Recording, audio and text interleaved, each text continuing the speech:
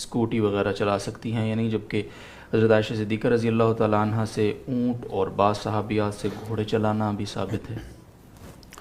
دیکھیں، بعض صحابیات سے گھوڑ سواری بھی ثابت ہے جنگ کے موقع پر شدید مجبوری میں، اور یہ بھی مکمل پردے کی پابندی کے ساتھ، لیکن ہم صحابہ کرام میں اور صحابیات میں اس کا معمول نہیں دیکھتے کہ وہ اونٹ خود چلاتی تھی یا گھوڑا خود چلاتی تھی. یہ اس کا رواج کہیں بھی نہیں تھا. اسلام میں چونکہ عورت کی حیا مطلوب ہے، کار چلانے میں تو شاید اتنا بڑا مسئلہ نہیں ہے، لیکن آج کل خواتین میں بائکوں کا رواج بہت تیزی سے پھیل رہا ہے.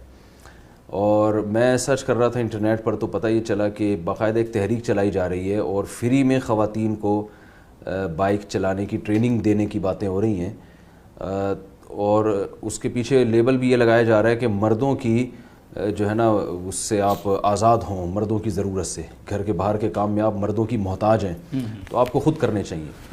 تو کچھ چیزیں ایسی ہوتی ہیں جن پہ لیبل بہت اچھا لگایا جاتا ہے.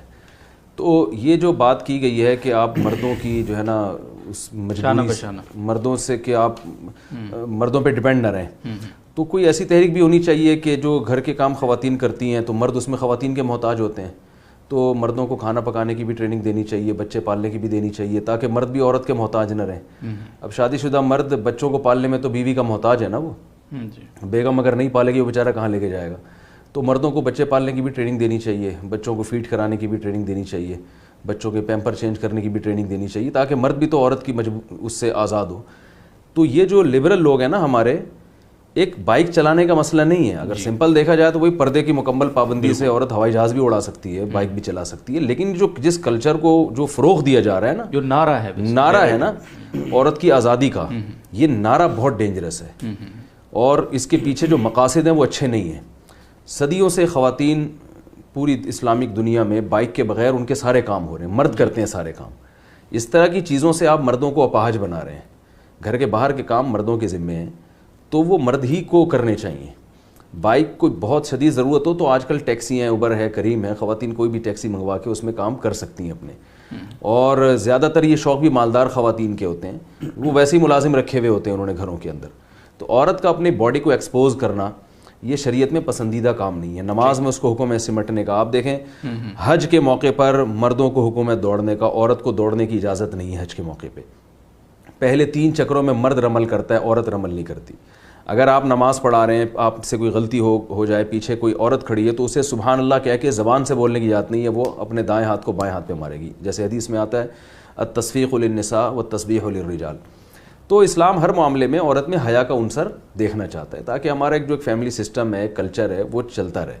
آپ دیکھیں موسیٰ علیہ السلام کو جب 2 لڑکیوں کو انہوں نے پانی پلایا تھا تو قرآن کیا کہتا ہے کہ وہ لڑکیاں جب چل کے آئیں ہیں اجرت دینے کے لیے اور موسیٰ علیہ السلام کو یہ پیغام دے کر آئیں، فجاءت احداہما تمشی علی استحیاء، ان میں ایک آئی اور اس نے کہا کہ میرے والد صاحب آپ کو بلا رہے ہیں کہ آپ نے جو ہماری خدمت کی ہے اس پہ اجرت دینا چاہتے ہیں.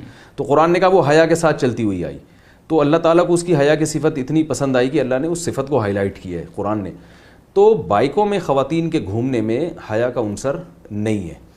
اور پھر ظاہر ہے بائک میں ایکسیڈنٹ کا اندیشہ بہت زیادہ ہوتا ہے، خطرات بہت زیادہ ہوتے ہیں. آپ کبھی کسی ہاسپٹل کے باہر جا کے کھڑے ہوں اور آپ اس میں انجری کے جو کیسز آتے ہیں نا، اس میں آپ کو ہر تھوڑی دیر میں تو دیکھا ہے میں نے، صرف زبانی بات نہیں کر رہا، آپ عباسی شہید ہاسپٹل چلے جائیں، سول اسپتال چلے جائیں، وہاں جو ایمرجنسی میں زخمیوں کے کیس آ رہے ہوتے ہیں ان میں شاید 85-90% بائکوں کے ہوتے ہیں.